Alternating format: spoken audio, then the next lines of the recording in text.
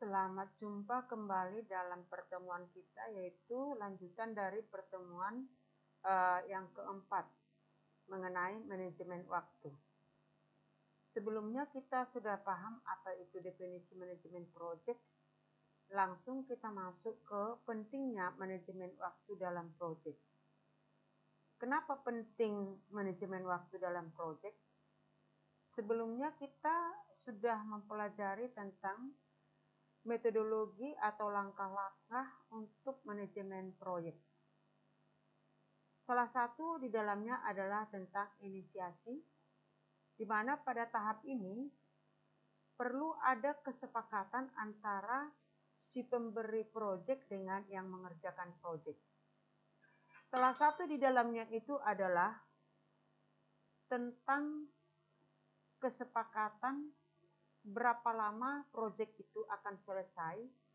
Yang dimaksud di situ nanti ada serah terima. Jadi karena ada ketetapan waktu yang harus disepakati dan harus dilakukan sesuai dengan kesepakatan itu, maka manajemen waktu ini sangatlah penting. Karena di sana harus ada kita buat awal penjadwalannya sampai dengan akhir daripada proyek itu kapan selesainya.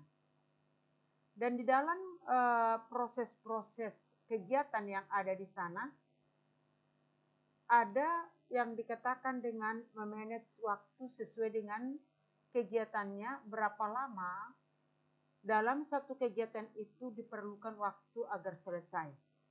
Dan ada kegiatan yang di sana mungkin yang perlu selesai dulu kegiatan itu baru bisa dilanjutkan kegiatan untuk berikutnya. Hal ini disebutlah itu dengan teknik-teknik dalam manajemen waktu. Beberapa teknik dalam manajemen waktu nanti kita akan pelajari. Salah satunya adalah penerapan atau menggunakan diagram atau bagan PET. Namun untuk sebelumnya ini kita jelaskan, kita masuk dulu ke tantangan dalam manajemen waktu. Banyak tantangan dalam manajemen waktu. Beberapa tantangan dalam manajemen waktu itu salah satunya misalnya adalah penempatan daripada SDM yang mengerjakan proyek itu. Ya. Apakah SDM-nya itu memang betul-betul sesuai dengan keahliannya atau mungkin tidak sesuai? Maka perlulah di sana juga dikontrol atau dikendalikan atau diberikan suatu kebijakan kira-kira bagaimana, apakah perlu diganti SDM-nya agar waktu yang disepakati itu jangan sampai terkendala atau tidak sesuai dengan nanti akhir daripada proyek itu selesai. Jadi dalam tantangan ini juga ada proyek misalnya kalau proyek itu bisa tidak terlaksana karena alam atau mungkin katakanlah hujan deras. Contoh misalnya dalam proyek pembangunan suatu jembatan misalnya. Jadi karena hujan deras maka tidak bekerja atau tertundalah waktunya. Namun disinilah mungkin kepentingan daripada memanage waktu itu, bagaimana untuk nanti mengantisipasi atau membijaki hal tersebut agar waktunya tidak terkendala atau waktunya tidak tepat waktu di akhir daripada proyek itu selesai. Jadi kalau misalnya proyek itu selesai pada waktu yang tepat sesuai dengan kesepakatan, bahkan ada juga misalnya proyek itu bisa selesai belum waktu yang disepakati, jauh lebih cepat dibandingkan dengan kesepakatan.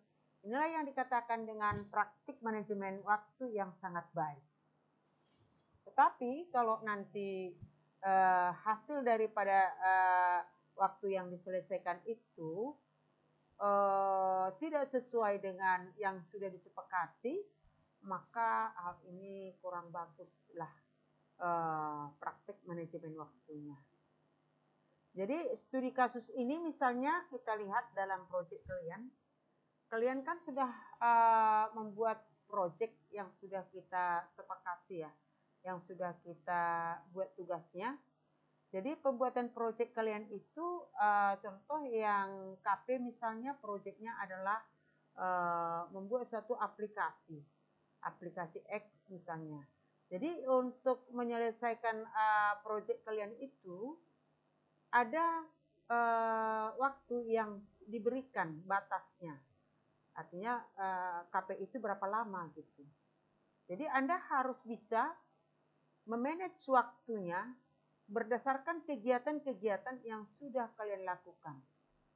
Contoh, mulai dari Anda itu membuat kesepakatan dengan misalnya pemangku jabatan, yaitu katakan tekan kontrak dengan kepala desa, andai kalau misalnya ada yang membuat aplikasi yang ada di kepala desa. Kemudian berapa lama itu? Nah, begitu ya. Kemudian katakan dia itu ada wawancara mungkin atau ada misalnya survei lapangan. Kemudian ada di sana nanti pembimbingan, ada perancangan, ada pembuatan database dan seterusnya nanti. Nah, itu semuanya adalah nama-nama kegiatannya. Nama kegiatan itu berapa lama waktunya mengerjakannya. Contoh, untuk misalnya perancangan database, berapa lama waktunya. Jadi itu harus dipantau juga.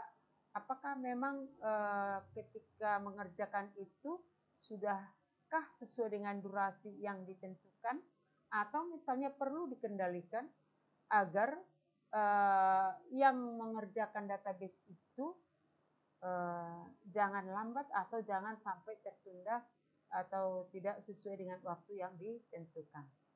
Baik, kita mau lanjutkan dengan teknik-teknik dalam manajemen waktu yang disebut dengan menggunakan program evaluation and review teknik, ya, yang singkatannya adalah PET.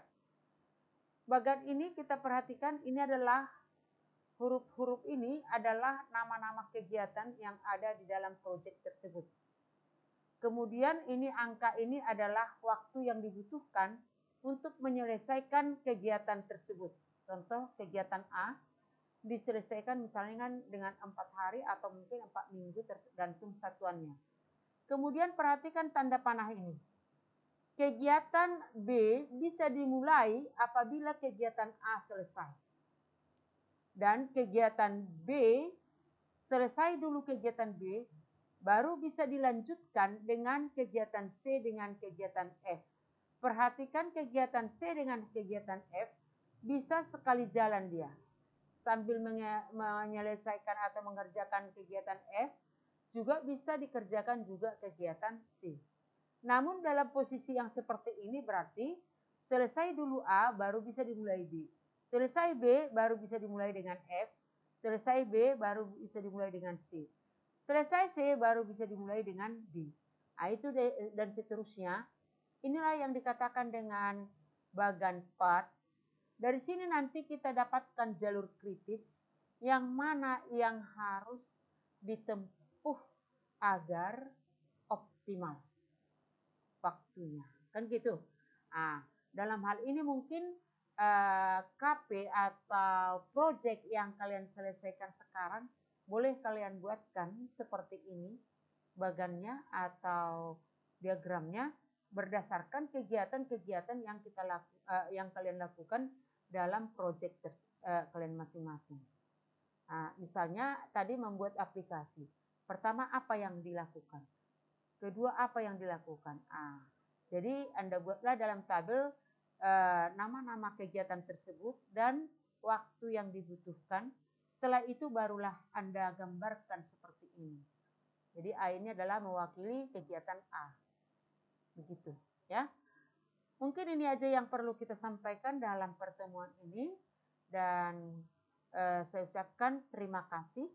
Sampai jumpa kembali.